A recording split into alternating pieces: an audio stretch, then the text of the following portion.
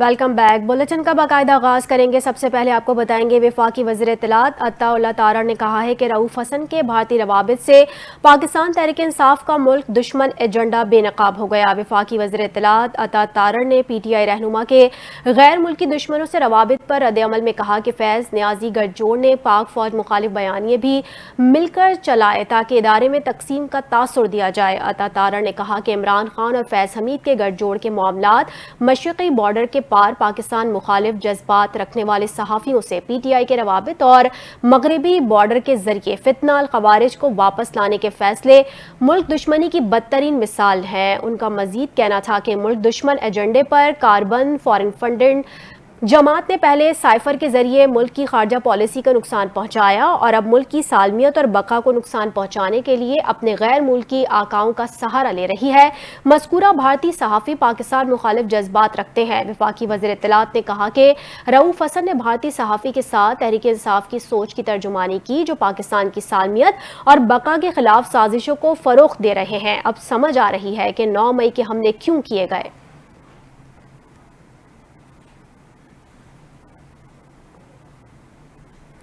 آگے بڑھیں گے۔ آپ کو بتائیں گے مسلم لیگ نون کے رہنما طلال چودھری نے کہا ہے کہ پاکستان میں احتساب 75 سال بعد شروع ہوا، حکومت ہر صورت یہ احتساب ممکن بنائے گی۔ اپنے بیان میں طلال چودھری کا کہنا تھا کہ ایک ادارے نے احتساب کا عمل شروع کیا، باقی اداروں کو بھی کرنا ہوگا۔ احتساب سب کا ہونا چاہیے، کوئی قانون سے بالا نہیں۔ انہوں نے کہا کہ چیف جسٹس پاکستان کو بھی اپنے ادارے کے لوگوں کا احتساب کرنا چاہیے۔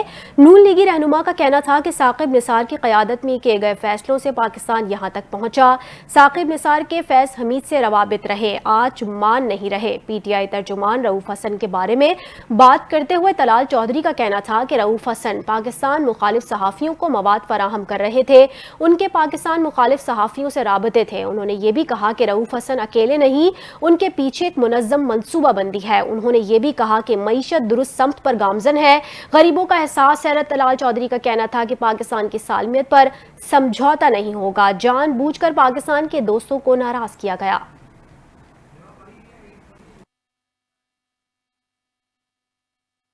اب خبر پنجاب حکومت نے صوبے اور اسلام آباد کے صارفین کے لیے 14 روپے فی یونٹ ریلیف کے لیے 5 بجلی کمپنیز کو خطوط ارسال کر دیے۔ ترجمان وزیر اعلیٰ پنجاب کے مطابق وزیر اعلیٰ مریم نواز کی ہدایت پر 5 بجلی کمپنیز کو خطوط بھجوائے گئے ہیں۔ ترجمان کے مطابق خطوط اسلام آباد، لاہور، گجرانوالہ، فیصل آباد اور ملتان کی ڈسکوز کو بھجوائے گئے ہیں۔ خط میں حکومتی پیکج کی رقم سے 14 روپے فی یونٹ کمی سے متعلق آگاہ کیا اور کہا کہ بجلی کی اصل لاگت اور ریلیف کے درمیان رقم پنجاب حکومت ادا کرے گی۔ ترجمان وزیر اعلیٰ پنجاب کے مطابق خطوط میں آئسکو، میپکو، گیپکو، فیسکو، لیسکو سے کہا ہے کہ وہ 201 سے 500 یونٹ والے شہریوں کے بلز میں کمی کرے۔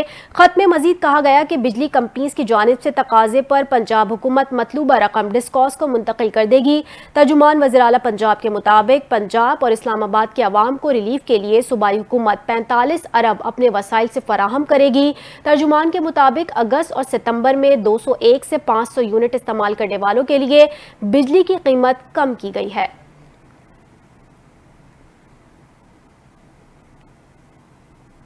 آگے بڑھیں گے۔ آپ کو بتائیں گے گورنر سندھ کامران ٹیسوری نے سندھ میں پنجاب کی طرح بجلی سستی کرنے کے لیے وزیر اعلیٰ سندھ مراد علی شاہ کو خط لکھنے کا اعلان کر دیا۔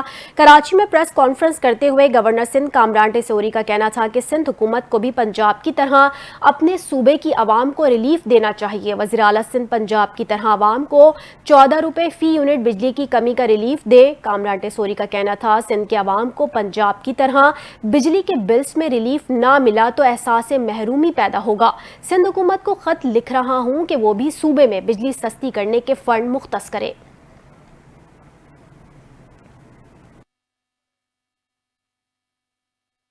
وزیراعظم شہباز شریف کی زیر صدارت وزارت توانائی پاور ڈویژن کے امور پر جائزہ اجلاس ہوا۔ اجلاس میں گفتگو کرتے ہوئے وزیراعظم نے کہا کہ بجلی چوری کی روک تھام، لائن لاسز میں کمی اور بجلی کی ترسیل کے نظام کو بہتر کرنا توانائی کے شعبے میں اصلاحات کے حوالے سے حکومت کی اولین ترجیحات میں شامل ہے۔ انہوں نے کہا کہ حال ہی میں بجلی کی ترسیل کی 5 کمپنیز میں نئے بورڈ چیئرمین اور ممبران کی تعیناتی ایک شفاف عمل کے ذریعے کی گئی ہے۔ وزیراعظم نے صوبائی حکومتوں کو इंसदाद बिजली चोरी के हवाले से पुलिस फोर्स और तहसीलदारों की तादाद डिस्कॉस की ज़रूरत के मुताबिक पूरी करने की हिदायत भी की। उन्होंने कहा कि डिस्ट्रीब्यूशन कंपनीज में मौजूद करप्ट अनासर से सख्ती से निपटा जाएगा। उन्होंने डिस्कॉस की अवामी शिकायत के इजाले के हवाले से कचहरियों के निज़ाम को मौसर और नतीजा खेज बनाने की हिदायत की। वज़ीर-ए-आज़म ने बलोचिस्तान के ज़रई ट्यूबवेल्स की शमसी तवानाई पर मुंतकली के हवाले से बनाई गई स्टीयरिंग कमेटी का इजलास फिल फौर तलब करने की हिदायत भी की।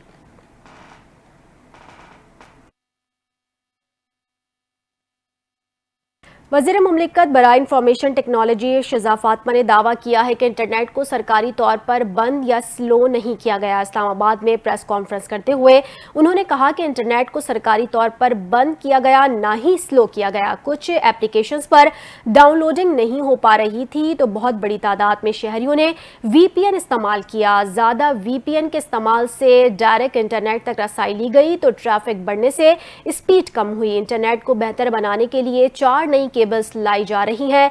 जब केबल्स आ जाएंगी तो पाकिस्तान में इंटरनेट मयारी सतह पर मिलेगा।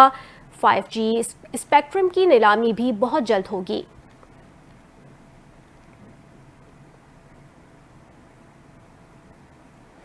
खबर आपको दें, पाकिस्तान तहरीक इंसाफ के रहनुमा रऊफ हसन के भारत से रवाबित के सबूत सामने आ गए हैं। तफसीलात के मुताबिक बानी PTI के रियासत मुखालिफ बयानिए को फैलाने में भारतीय सहूलतकारी बेनकाब हो गई। पाकिस्तान तहरीक इंसाफ के रहनुमा रऊफ हसन का भारतीय सहाफ़ी करण थापर से भी व्हाट्सएप पर राबतों का इंकशाफ हुआ है। सिक्योरिटी ज़राए के मुताबिक 19 नवंबर 2022 को रऊफ हसन ने भारतीय सहाफ़ी करण थापर से राबता किया। भारतीय सहाफ़ी ने रऊफ हसन से शाह महमूद कुरैशी के मुतवक्के इंटरव्यू पर बात की। सिक्योरिटी ज़राए का बताना है कि 24 नवंबर 2022 को करण थापर ने रऊफ हसन को आर्मी चीफ से मुतालिक अपना इंटरव्यू शेयर किया। करण थापर ने मौजूदा आर्मी चीफ को भारत के लिए ज़्यादा हार्ड लाइनर करार दिया। सिक्योरिटी ज़राए का कहना है कि रऊफ हसन ने हसास मालूमात भारतीय सहाफ़ी करण थापर के साथ शेयर की। उन्होंने फरवरी 2023 में यूक्रेन पर भारतीय मौक़िफ़ को सराहा, पाकिस्तान पर एतराज़ किया। सिक्योरिटी ज़राए के मुताबिक रऊफ हसन ने भारतीय सहाफ़ी से गुफ्तगू में कहा, यूक्रेन पर पाकिस्तान का मौक़िफ़ इंतहाई हैरान कुन है। रऊफ हसन ने पैगामात में बानी PTI के घर गिरफ्तारियों को रियासती तशद्दुद करार दिया। सिक्योरिटी ज़राए ने बताया कि मई 2023 में रऊफ हसन ने करण थापर को इंटरव्यू में रिकॉर्ड कराया। उन्होंने भारतीय सहाफ़ी को पैगाम दिया कि पाकिस्तान खूनी इनकलाब के लिए तैयार दिखाई देता है। सिक्योरिटी ज़राए ने मज़ीद बताया कि रऊफ हसन ने कहा, पाकिस्तान की गलियों में फ़ौजी नकलो हरकत है, गैर एलानिया मार्शल लॉ से गुजर रहे हैं। सिक्योरिटी ज़राए का कहना है कि भारतीय करण थापर को रऊफ हसन के गैर मुहतात व्हाट्सएप पैगाम इंतहाई तशवीशनाक हैं।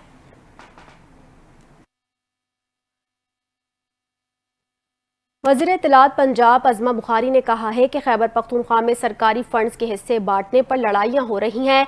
बैरिस्टर सैफ की प्रेस कॉन्फ्रेंस पर रद्द अमल देते हुए अज़मा बुखारी का कहना था कि बैरिस्टर साहब, हकीकत यही है, आपसे सूबा नहीं चल रहा। जो जमात दूसरों पर करप्शन के इल्ज़ामात लगाती है, इनके अपने वज़रा अपने ही वज़ीर आला को चोर और करप्ट करार दे रहे हैं। उन्होंने कहा कि इमरान खान के बारे में मशहूर था, ये खाता भी है खिलाता भी है लेकिन लगाता नहीं। अली अमीन गंडापुर बिल्कुल अपने लीडर के नक्शे कदम पर नहीं चल रहे, वो अकेले ही खा रहे हैं लेकिन काबीना को नहीं खिला रहे। उनका कहना था कि इसी बात की लड़ाइयां टॉक शो और प्रेस कॉन्फ्रेंसेस तक पहुंच गई हैं। दूध की रखवाली पर बिल्ले को बिठाएंगे तो बच्चे चीखे तो मारेंगे।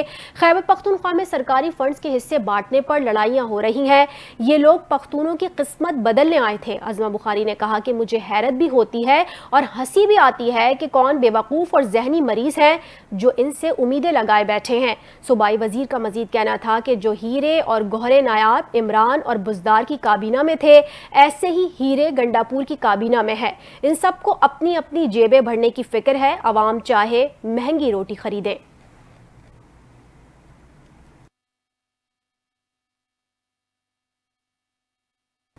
खबर आपको देंगे, Olympic gold medallist Arshad Nadeem का कहना है कि अगर हम एक पेज पर रहें तो बड़े से बड़े चैलेंज से भी निमट लेंगे। अरशद नदीम ने लाहौर सफारी पार्क का दौरा किया, जहां उन्होंने पौधा भी लगाया, जबकि DG wild life Punjab Mudassir रियाज ने अरशद नदीम को 20 लाख रुपए का चेक दिया। इस मौके पर गुफ्तगू करते हुए अरशद नदीम ने कहा कि मेहनत और लगन से कोई भी काम करे, اللہ صلہ دیتا ہے، ہم ایک پیج پر رہیں تو بڑے سے بڑے چیلنج سے بھی نمٹ لیں گے۔ ارشد ندیم نے کہا کہ وزیر اعلیٰ پنجاب مریم نواز نے بڑی حوصلہ افزائی کی ہے جس پر میں ان کا شکر گزار ہوں۔ D G wildlife Mudassar Riaz کا کہنا تھا ارشد ندیم نے گولڈ میڈل جیت کر تاریخ رقم کی ہے۔ پاکستان میں بے پناہ ٹیلنٹ ہے جسے سپورٹ کی ضرورت ہے۔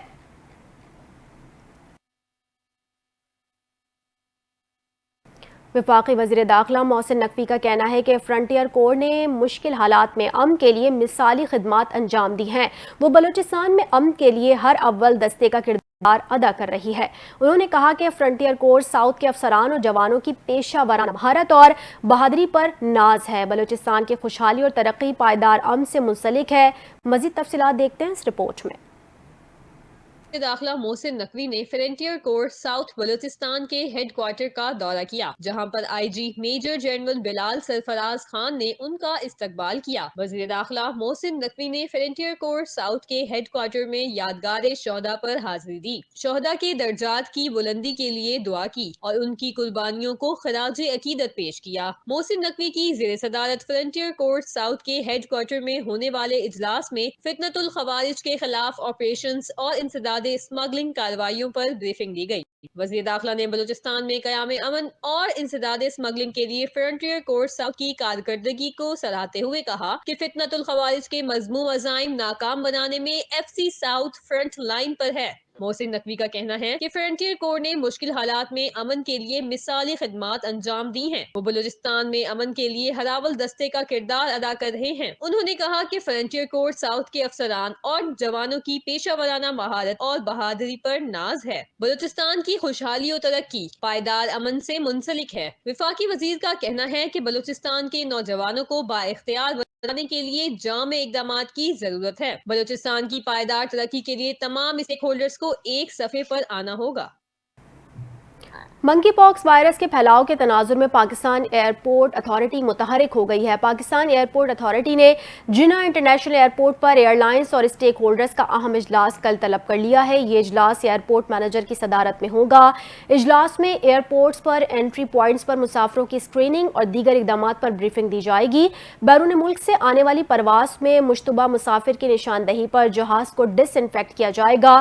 بیرون ملک سے آنے والے پروازوں کے جہازوں میں ڈس انفیکشن اسپرے مرحلہ وار شروع کیے جائیں گے۔ ایئرپورٹ مینیجر کے مطابق وائرس کے پھیلاؤ کی روک تھام کے لیے ایئرپورٹ پر آگاہی مہم سے متعلق سیمینار بھی ہوگا۔ عالمی ادارہ منکی صحت کی جانب سے ہیلتھ ایمرجنسی پاکس قرار دیے جانے کے بعد پاکستان سمیت دیگر ممالک میں اس کے پھیلاؤ کو روکنے کے لیے سخت اقدامات اٹھائے جا رہے ہیں۔ یہ وائرس پھٹی ہوئی جلد، سانس کی نالی یا آنکھوں، ناک یا منہ کے ذریعے جسم میں داخل ہوتا ہے۔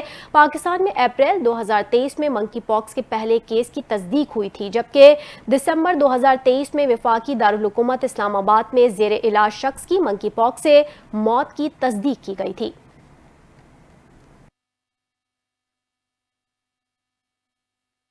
اب بات کر لیں گے موسم کے حوالے سے۔ ملک کے مختلف حصوں میں بارشوں کے باعث کئی فصلیں اور سڑکیں زیر آب آ گئی ہیں، جس کی وجہ سے مختلف دیہاتوں کا رابطہ بھی منقطع ہو چکا ہے۔ مزید تفصیلات دیکھتے ہیں اس رپورٹ میں۔ کہ مختلف حصوں میں بارشوں نے تباہی مچا دی، کئی علاقوں میں سیلابی صورتحال ہے، جبکہ پنجاب کے کئی اضلاع کے نشیبی علاقے زیر آب آ گئے۔ پنجاب کے شہر فیصل آباد، ناروال اور رحیم یار خان میں بارش کے باعث مختلف حادثات میں 8 افراد جان سے گئے۔ راجن پور اور ڈیرہ غازی خان کے کوہ سلیمان کے پہاڑی علاقوں میں موسلا دھار بارش سے ندی نالے بفر گئے۔ بلوچستان کے علاقوں توبہ چکزئی، توبہ کاکڑی، قلعہ عبداللہ، پشین اور زیارت میں سیلابی ریلوں سے فصلوں کو نقصان پہنچا، جبکہ دیواریں اور سولر پینلز گرنے سے 10 افراد زخمی ہوئے۔ چمن میں ریلوے ٹریک ریلے میں بہہ گیا، جبکہ نوشکی میں ریلوے ٹریک میں شگاف پڑ گیا، جس کی وجہ سے پاک ایران ریلوے رابطہ بھی منقطع ہو گیا۔ جیکب آباد کے علاقے گڑھی خیروں کے قریب نہر میں 70 فٹ چوڑا شگاف پڑ گیا، دھان کی فصل زیر آب آ گئی۔ ملک کے مختلف علاقوں میں آندھی اور بارش کا امکان، اربن فلڈنگ کا خدشہ۔ ادھر خیرپور، سکھر اور مضافاتی علاقوں میں موسلا دھار بارش ہوئی۔ رپورٹ کے مطابق سکھر میں 180 ملی میٹر بارش ریکارڈ کی گئی۔ بارش کی وجہ سے کئی علاقوں میں بجلی معطل ہو گئی۔ اس کے علاوہ جنوبی وزیرستان میں شدید بارش کے بعد سیلابی ریلوں نے تباہی مچا دی۔ سیلابی ریلا جنڈولا بازار میں داخل ہو گیا، جس کی وجہ سے زرعی زرعی زمینوں کو بھی نقصان پہنچا۔ طوفانی بارشوں سے وانا کومل زام روڈ لینڈ سلائیڈنگ کے باعث کئی مقامات پر بند ہو گئی اور ٹریفک کی روانی متاثر ہے۔ دوسری جانب خیبر میں بارش کے بعد برساتی نالوں میں طغیانی آ گئی۔ متاثرہ علاقوں میں لوگ اپنی مدد آپ کے تحت حفاظتی انتظامات میں مصروف ہیں۔ محکمہ موسمیات کا کہنا ہے کہ آج سندھ، پنجاب اور مشرقی بلوچستان کے بعض علاقوں میں موسلا دھار بارش کا امکان ہے۔ چیئرمین پیپلز پارٹی بلاول بھٹو نے وزیر اعلیٰ مراد علی شاہ سے سندھ میں بارش سے ہونے والے نقصانات کی رپورٹ طلب کر لی ہے۔ اس حوالے سے بلاول بھٹو نے کہا ہے کہ سکھر، لاڑکانہ، خیرپور میں نقصانات اور امدادی سرگرمیوں پر تفصیلی رپورٹ دی جائے۔ سکھر اور لاڑکانہ ڈویژن ایک بار پھر موسمیاتی تبدیلیوں کا شکار ہوئے ہیں۔ بلاول بھٹو کا کہنا ہے کہ سکھر اور لاڑکانہ کے نشیبی علاقوں سے پانی کی نکاسی کو یقینی بنایا جائے۔ خیرپور ضلع میں ڈیم کے بند میں شگاف کے معاملے پر فوری تحقیقات کرائی جائیں۔ انہوں نے کہا کہ ڈیم کے شگاف سے متاثر ہونے والوں کو فوری امداد پہنچائی جائے۔ محکمہ ریلیف اینڈ ری ہیبلیٹیشن اور پی ڈی ایم متاثرین کی امداد کے لیے ذمہ داری نبھائیں۔ چیئرمین پیپلز پارٹی بلاول بھٹو نے کہا کہ پیپلز پارٹی بارش متاثرین کو اکیلا نہیں چھوڑے گی۔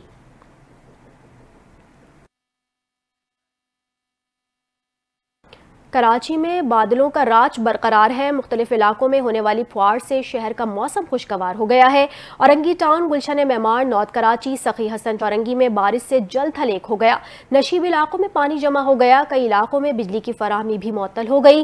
محکمہ موسمیات کے مطابق آئندہ 24 گھنٹوں کے دوران کراچی میں ہلکی سے تیز بارش کا امکان ہے اور شہر میں بارش برسانے والا سسٹم اب موجود ہے۔ محکمہ موسمیات کا بتانا ہے کہ کراچی میں آج مطلع برآلود اور تیز ہوائیں چلیں گی۔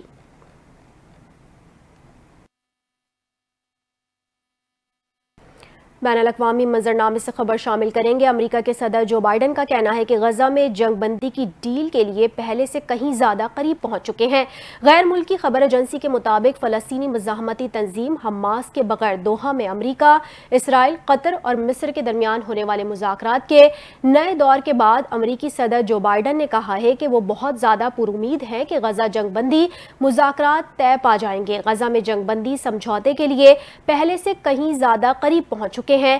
حماس رہنما اسماعیل ہنیہ کی شہادت کے حوالے سے ایران کی جوابی کارروائی کے خدشے پر امریکی صدر نے کہا کہ خطے میں کسی بھی ملک کو امن مذاکرات کی کوششوں کو متاثر نہیں کرنا چاہیے، جبکہ حماس نے غزہ جنگ بندی کے حوالے سے قطر میں ہونے والے مذاکرات کے نتائج پر شکوک و شبہات کا اظہار کیا ہے اور ان کا مطالبہ ہے کہ پہلے امریکہ نے جو تجاویز پیش کی تھیں ان پر عمل درآمد کروائیں، جبکہ اسرائیل نے کسی بھی سیز فائر کے امکان کے بغیر امریکہ اور دیگر ثالثیوں کا حماس کو یرغمالیوں کی رہائی سے انکار کرنے سے باز رکھنے پر شکریہ ادا کیا۔ امریکہ، مصر اور قطر کی جانب سے جاری ایک مشترکہ بیان میں کہا گیا کہ انہوں نے جنگ بندی اور یرغمالیوں کی رہائی کے حوالے سے ایک تجویز پیش کی ہے جس سے اسرائیل اور حماس کے درمیان دوریاں کم ہوں گی۔ غزہ جنگ بندی کے حوالے سے امریکہ، اسرائیل، قطر اور مصر کے درمیان مذاکرات کا دوسرا دور قاہرہ میں شروع ہوگا، جبکہ امریکی وزیر خارجہ اینٹونی بلنکن آج اسرائیل پہنچ رہے ہیں، جہاں وہ اسرائیلی وزیر اعظم نیتن یاہو سے ملاقات کریں گے اور معاہدے کے حوالے سے مذاکرات کی نئی تجاویز پر تبادلہ خیال کریں گے۔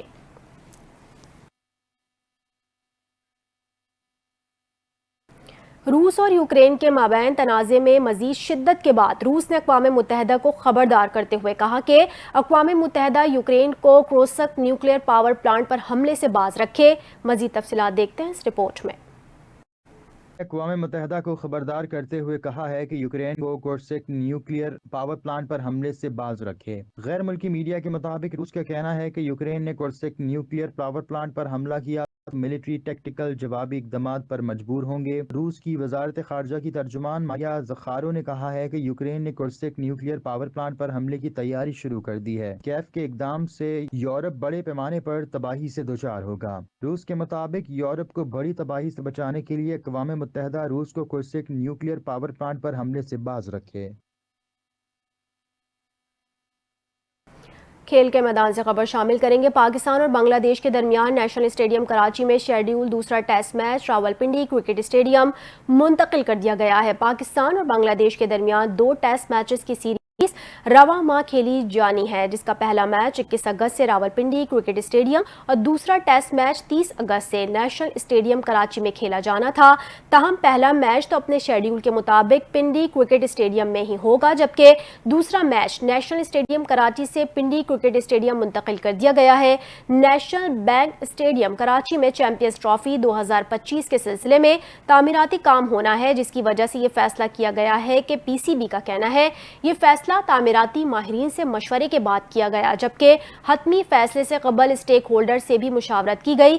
पीसीबी के मुताबिक पाकिस्तान शाहीन्स और बांग्लादेश ए की सीरीज इस्लामाबाद से मामूल के मुताबिक जारी रहेगी।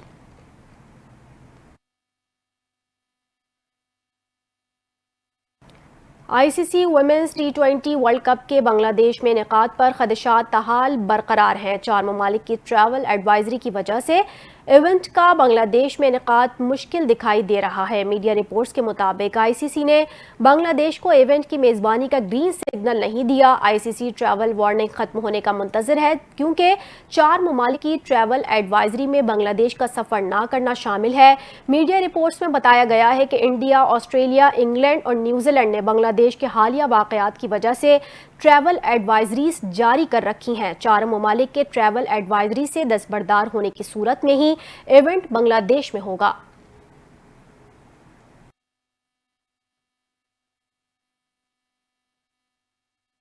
बुलेटिन आपने मुलाहिजा किया। न्यूज़ स्टूडियो से फिल वक्त इतना ही। मज़ीद खबरों से बाखबर रहने के लिए देखते रहिए NTN न्यूज़।